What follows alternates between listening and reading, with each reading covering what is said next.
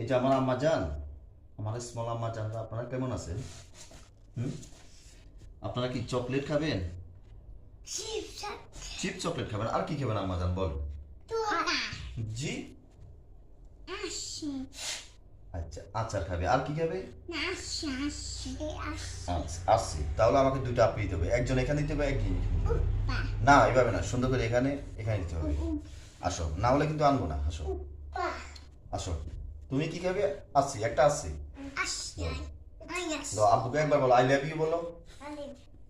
Thank you thank you, তুমি একবার বলো আই লাভ ইউ, তাহলে কিন্তু দুইটা আনবো। বলো আই লাভ ইউ, বলো আই লাভ ইউ।